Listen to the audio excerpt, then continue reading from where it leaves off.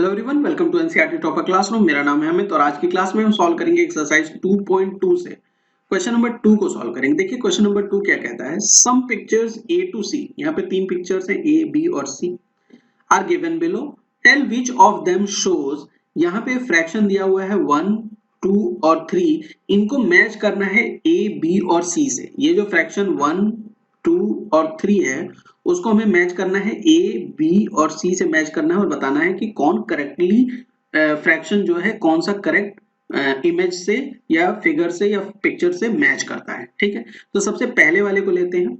सबसे पहला जो है वो क्या कह रहा है, वो कह रहा है कि 3 इंटू 1/5 इज इक्वल टू 3/5। ठीक, तो 1/5 का क्या मतलब हुआ? 1/5 का ये मतलब हुआ कि अगर कोई चीज 5 पार्ट में डिवाइडेड है, 1 2 3 और ये 4 और 5, तो इसका एक पार्ट, ये वाला पार्ट क्या शो करेगा? 1/5 शो करेगा। ठीक, ऐसे कितने पार्ट होने चाहिए? 3 पार्ट होने चाहिए। ठीक है, ऐसा 3 पार्ट होना चाहिए। तो दूसरा पार्ट ये हो जाएगा 1/2 1/5, तीसरा ये हो जाएगा 1/5। इन तीनों पार्ट को अगर हम एक साथ ले लें, इन तीनों पार्ट को अगर हम एक साथ ले लें तो 1/5 प्लस 1/5 प्लस 1/5, या हम कह सकते हैं 3 into 1/5 that is equal to 3/5 हो जाएगा। ये आप इसे जोड़ेंगे भी तो भी क्या आने वाला है? देखिए डिनोमिनेटर में 5 है, 1 plus 1 plus 1 that is equal to 3/5 आएगा। ठीक, तो हमें कौन सा, हमें ऐसी पिक्चर चाहिए जिसमें एक पार्ट पहले हो और उसके बाद 3 पार्ट शेडेड हो। तो ऐसी ड्राइंग देखिए, ये तीसरी वाली ड्राइंग को अगर आप ध्यान से देखें, इस वाली ड्राइंग को, तो यहाँ देखेंगे कि यहाँ पे कितने पार्ट हैं? 1 2 3 4 और 5 पार्ट हैं और उसमें से ये वाला पार्ट शेडेड है। ठीक, तो ये हो गया 1/5। ठीक, ये क्या हो गया? 1/5 हो गया। दूसरा में देखिए यहाँ पे ये वाला पार्ट शेडेड है। ठीक, तो ये क्या हो गया? ये हो गया 1/5 और यहाँ ये वाला पार्ट शेडेड है, तो ये क्या हो गया? ये भी हो गया 1/5। इन तीनों को अगर आप जोड़ दें तो आपको क्या मिलेगा? ये एक ऐसी डायग्राम मिलेगा जिसमें 5 पार्ट होंगे और 3 पार्ट शेडेड होंगे और ये क्या शो करेगा? 3/5 को शो करेगा। समझ गया? तो हमने क्या किया कि इसको कैसे पहचाना कि भाई हमें एक ऐसा डायग्राम मिला जिसमें 1/5 हो, ऐसे तीन डायग्राम है ये, और इन तीनों डायग्राम को ऐड कर दिया तो हमें क्या मिल गया, या मल्टीप्लाई कर दिया तो हमें क्या मिल गया? ये वाला डायग्राम मिल गया। तो हमें क्या कहने का मतलब हुआ कि पहले वाले पार्ट को कौन सा ड्राइंग या कौन सी पिक्चर रिप्रेजेंट कर रही है? वो रिप्रेजेंट कर रही है सी। ठीक है, पहले वाले पार्ट को कौन सी पिक्चर रिप्रेजेंट कर रही है? सी रिप्रेजेंट कर रहा है। ठीक है, इसी तरीके से अब हम आते हैं सेकंड पार्ट पे। देखिए सेकंड पार्ट को कैसे सॉल्व कर सकते हैं हम। सेकंड पार्ट में हमें क्या दिया हुआ है? हमें दिया हुआ है 2 इंटू 1/3 इज इक्वल टू 2/3 दिया हुआ है। 1/3 का क्या मतलब होता है कि कोई चीज 3 पार्ट में है। ठीक है, ये चीज मान लीजिए ये 3 पार्ट में है। ठीक, इसका जो एक पार्ट है वो क्या हो जाएगा? 1/3 हो जाएगा। ठीक, एक पार्ट 1/3 हो जाएगा। इसी तरीके से अगर दो ड्राइंग हो, मान लीजिए इस तरीके से है, एक और ड्राइंग है।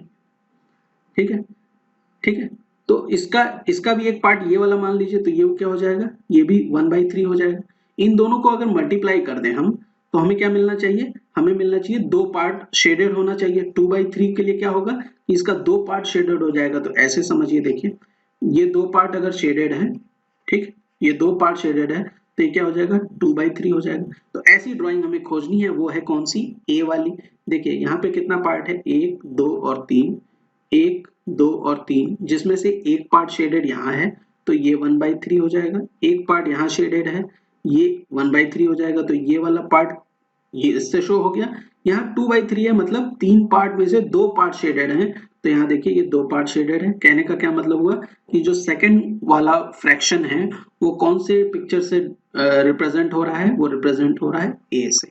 ठीक, इसी तरीके से अगर हम सी थर्ड वाले की बात करें, थर्ड वाले की बात करें तो यहाँ क्या है? 3 into 3/4 that is equal to 3 into 3/4 is equal to क्या है इसमें? 1/2:1/4 है। ठीक है, और इसे हम और कैसे लिख सकते हैं? अगर हम इसे और थोड़ा सा ऐसे लिखना चाहें तो क्या हो जाएगा? 3 इंटू 3 9/4 हो जाएगा। ठीक है, 9/4 हो जाएगा इसे, है ना? तो हमें क्या करना है? सबसे पहले हमें तो ये वाला पार्ट खोजना पड़ेगा कि 3/4 का मतलब होता क्या है। 3/4 का ये मतलब होता है कि कोई चीज अगर 4 पार्ट में डिवाइडेड है उसमें से 3 पार्ट शेडेड होने चाहिए। देखिए 1 2 और 3, ये 3 पार्ट शेडेड होने चाहिए। ठीक, तो ऐसी कोई कौन सी ड्राइंग है, वो ये बी वाली ड्राइंग है। देखिए यहाँ पे टोटल कितने पार्ट हैं, 1 2 3 और 4, और इसमें से 3 पार्ट शेडेड है। ठीक है, ऐसी कितनी होनी है, 3, तो 1 2 3, ठीक, ये तीनों हो गई। ठीक, और ये कितने के बराबर है, ये बराबर है कि 2 फुल। ठीक है, और ये इसका मतलब ये 2:1/4 का क्या मतलब हुआ कि 2 जो पार्ट हैं, 4 के ये 2 पार्ट हैं वो पूरे शेडेड हों, और एक 4 में से एक पार्ट शेडेड हो। तो आगे जो ये ड्राइंग शो करती है इक्वल टू क्या करती है, देखिए ये 4 पार्ट है, ये फुल्ली शेडेड है, ये पूरा शेडेड है, ये रिप्रेजेंट कर रहा है क्या, ये 2, और एक 4 पार्ट का फिगर है जिसमें से एक पार्ट रिप्रेजेंट कर रहा है, ये है आपका 1/4। ठीक है, तो ये जो थर्ड पार्ट था, जो ये थर्ड पार्ट है, वो कौन सी ड्राइंग से रिप्रेजेंट हो रहा है, बी वाले पार्ट से रिप्रेजेंट हो रहा है। ये रिप्रेजेंट हो रहा है कौन वाले पार्ट से, बी वाले पार्ट से। तो उम्मीद करता हूं कि क्वेश्चन नंबर 2 का सॉल्यूशन आपको समझ में आया होगा। अगर वीडियो पसंद आई हो तो चैनल को सब्सक्राइब करना ना भूलें। Thank you for watching.